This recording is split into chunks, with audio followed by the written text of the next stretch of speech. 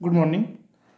आज आपला टॉपिक है पैकिंग इफिशियंसी। ठीक है, what is the packing efficiency? Packing efficiency is the fraction or the percent of total space occupied by the sphere. म्हणजे काय, consider करा हा एक युनिट सेल आहे आपला। ठीक आहे, हा एक आपला युनिट सेल आहे।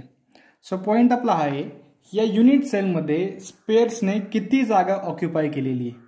ठीक आहे, या युनिट सेलचं एक काहीतरी व्हॉल्यूम असणार आहे। लेट्स कन्सिडर केलं की व्हॉल्यूम आहे या युनिट सेलचं 1 सेंटीमीटर क्यूब। हे कन्सिडर केलं आपण, ॲक्च्युली मोठं पाहिजे पण कन्सिडर केलं आपण, सॉरी छोटं पाहिजे, हे भरपूर मोठं झालं की 1 सेंटीमीटर क्यूब हे युनिट सेलचं या व्हॉल्यूम आहे। ठीक आहे, सो या टोटल व्हॉल्यूमपैकी, युनिट सेलच्या या टोटल व्हॉल्यूमपैकी स्पेअर्सने किती व्हॉल्यूम ऑक्युपाय केलेलं आहे। सिंपल अनालिसिस सांगतो मी तुम्हाला। कन्सिडर करा की तुमचा 100 मार्क्सचा पेपर झाला। ठीक आहे, तुम्ही 100 पैकी 90 स्कोर केला, तुम्हाला अवेलेबल मार्क्स किती होते? 100 होते, बरोबर। त्यापैकी तुम्ही स्कोर किती केले? 90 केले। सो 90 झाली तुमची इफिशियन्सी। लाईकवाईज ही जी युनिट सेल आहे, या युनिट सेलमध्ये काहीतरी व्हॉल्यूम होतं प्रेझेंट, बरोबर। कन्सिडर केला आपण 1 सेंटीमीटर क्यूब एवढं व्हॉल्यूम होतं। त्यापैकी या स्पेअर्सने किती जागा ऑक्युपाय केली? आता बाकीची जागा तर मोकळीच राहणार आहे, बरोबर, ज्याला आपण वाईड बोललेलो आहे। ठीक आहे, सो मोकळी जागा सोडून दिली। टोटल व्हॉल्यूमपैकी त्या स्पेअर्सने किती जागा ऑक्युपाय केली? जर तुम्ही 100 पैकी किती स्कोर केला? अवेलेबल 100 मार्क्स होते, तुम्ही स्कोर केला 90। लाईकवाईज टोटल अवेलेबल स्पेस होती 1 सेंटीमीटर क्यूब, त्यापैकी स्पेअर्सने किती जागा ऑक्युपाय केली त्याला आपण बोलतो पॅकिंग इफिशियन्सी, आणि उरलेल्या जागेला आपण वाईड बोलतो, बरोबर। So I hope packing efficiency म्हणजे काय समजलं असेल। ठीक आहे, सो आपल्याकडे पॅकिंग इफिशियन्सीचा फॉर्म्युला आहे, volume occupied by particle in unit cell divided by the total volume of unit cell into 100।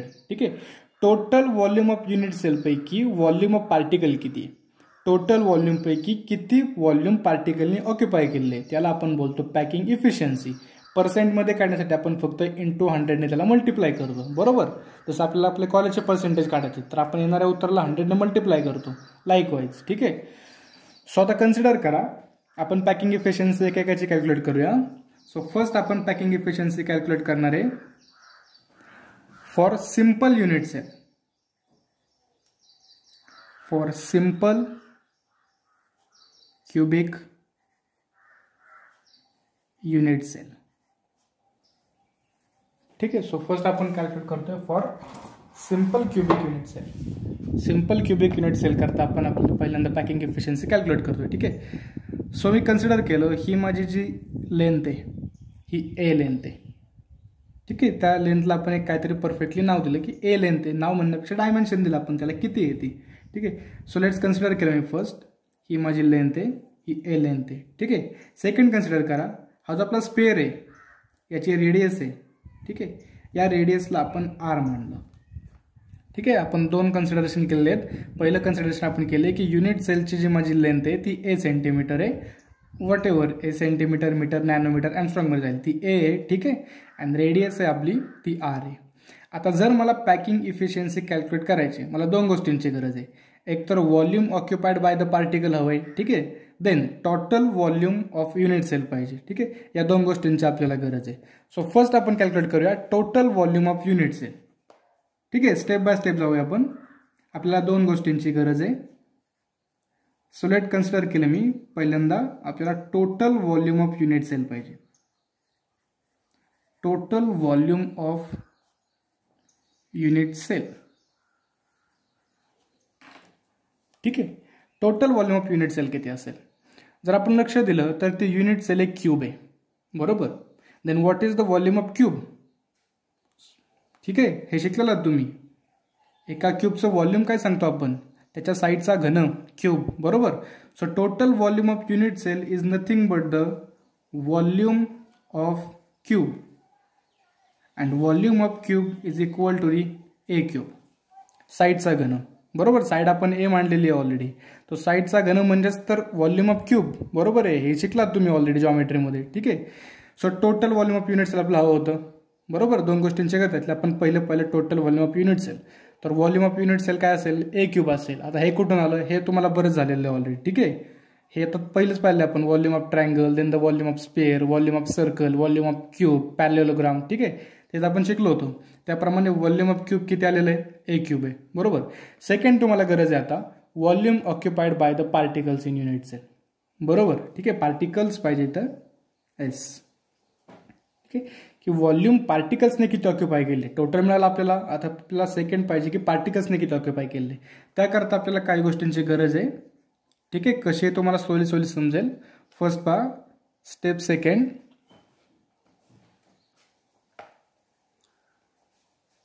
अंधार पडतोय का इथे.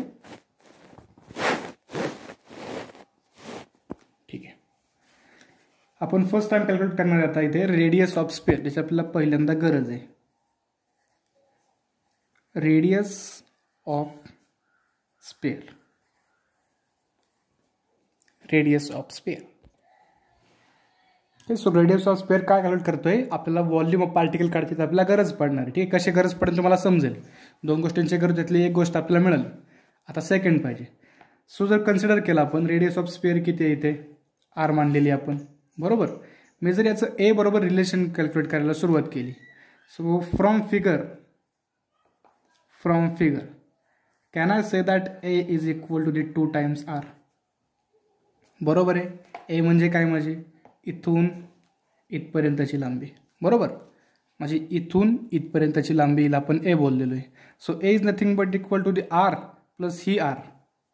So it's equal to the 2 R. From figure हे आपण सांगू शकतो की A is equal to the 2 times R. Therefore R is equal to the a/2. बरोबर आहे. ठीक आहे, याची गरज आहे आपल्याला. का गरज आहे घेऊया आपण पुढं. आपल्याला दोन गोष्टींची गरज होती, तिथले आपण एक पाहिलं, total volume of unit cell A cube असतो. बरोबर. सेकंड आपल्याला गरज आहे volume occupied by the particles. ठीक आहे, त्यासाठी आपल्याला याची गरज आहे. कशी पहा, स्टेप थर्ड.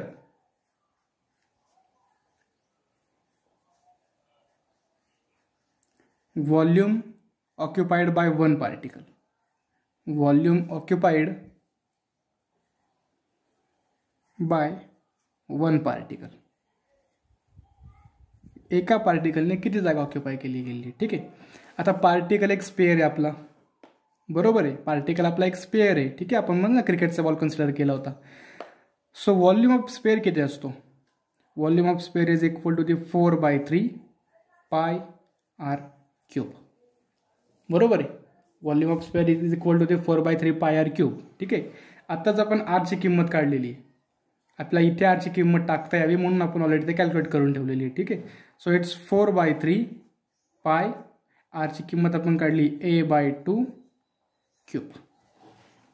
काय प्रॉब्लेम आहे आता, सोपं आहे. ठीक आहे, so it's equal to the 4/3 pi a³/8. Simple bracket solve केला. ठीक आहे, so 8×3 = 24. So it's equal to the 4 pi a³/24. बरोबर. So it's 4 1 = 4, 4 6 = 24. सो इट्स पाय a³/6. आता हे सिंपल मॅथ चालवलेलं आहे आपण. इथपर्यंत आय थिंक काहीच प्रॉब्लेम नसावा. ठीक आहे, आन्सर आलं आपलं पाय a³/6. काय आलं हे आलं volume occupied by the one particle. ठीक आहे, दोन गोष्टींची गरज होती आपल्याला. एका गोष्टीची गरज होती पहिली total volume of unit cell, जे सिंपल क्यूब दिसतोय त्यामुळे आपण ते मांडलं, a³ आहे, साईडला आपण ए मांडलं होतं. ठीक आहे, सेकंड आपल्याला गरज होती volume occupied by the particles. जेवढे काय पार्टिकल त्या युनिट सेलमध्ये असतील त्यांनी किती ऑक्युपाय केले गेले. ठीक आहे, आपण एकच कॅल्क्युलेट केलं. एकाने किती जागा ऑक्युपाय केली गेलेली आहे. मग सो इट्स पाय a³/6. बरोबर. आता स्टेप 4 जे आपल्याला इथे तरी गरज नाही आहे पण पुढे पडेल. ठीक आहे, सो आपण इथून स्टार्ट करू दिला. स्टेप 4 काय आहे, स्टेप 4 आहे total volume occupied bye all the particles. की सर्व पार्टिकलने मिळून एका युनिट सेलमध्ये किती जागा ऑक्युपाय केली गेलेली आहे. सिंपल लॉजिक आहे. आपण शिकलेलो आहे सिंपल युनिट सेलमध्ये एकच पार्टिकल असतो. बरोबर, सिंपल युनिट सेलमध्ये एकच पार्टिकल असतो. मग जागा पण तेवढीच ऑक्युपाय केली गेली जेवढी एका पार्टिकलने ऑक्युपाय केली. बरोबर, सिंपल युनिट सेलमध्ये आपण जर विचार केला एकच पार्टिकल असतो. बरोबर, मग सिंपल युनिट सेलमध्ये टोटल व्हॉल्यूम ऑक्युपाइड बाय किती असणार आहे, पाय a³/6. आता हे जर मी बॉडी सेंटरला बोललो असतो तर आपण तिथं जर एका करता कॅल्क्युलेट केला असतं ऑलरेडी, ठीक आहे, कन्सिडर करा जी काय व्हॅल्यू आली, आपण एका स्क्वेअर करता कॅल्क्युलेट केलं असतं, त्यानंतर आपल्याला मल्टिप्लाय करावं लागलं असतं, कारण त्या ठिकाणी 2 पार्टिकल आहेत बॉडी सेंटरमध्ये, बरोबर. एका युनिट सेलला 2 पार्टिकल आहेत. जर FCCला आपण कॅल्क्युलेट करायचं झालं तर FCCमध्ये एका युनिट सेलमध्ये 4 पार्टिकल आहेत, बरोबर. त्या ठिकाणी आपल्याला स्टेपची गरज पडेल की total volume occupied bye particles किती. आता या ठिकाणी पार्टिकल्सच आहे की, त्यामुळे total volume occupied bye particles काय आणि व्हॉल्यूम ऑफ 1 पार्टिकल काय, सेमच तर राहणार आहे. समजतंय काय बोलतोय मी. एका पार्टिकलने ऑक्युपाय केलं गेलेलं व्हॉल्यूम काय आणि total volume of occupied by all particles. All particle म्हणजेच एक पार्टिकल आहे, तो पण किती असणार आहे, तेवढंच तर असणार आहे, ठीक आहे. सो हे झालं. आणि स्टेप 5 लास्ट स्टेप आपली पॅकिंग इफिशियन्सी सिंपल कॅल्क्युलेट करायची. आता स्टेप 5 पॅकिंग इफिशियन्सी.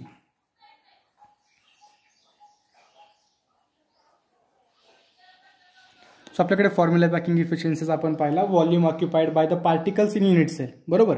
किती पार्टिकल आहेत, एकच पार्टिकल आहे आपल्याकडे. सिंपलचं कारण एक्झाम्पल पाहतो ना आपण, आता सिंपलचं कॅल्क्युलेट करतो.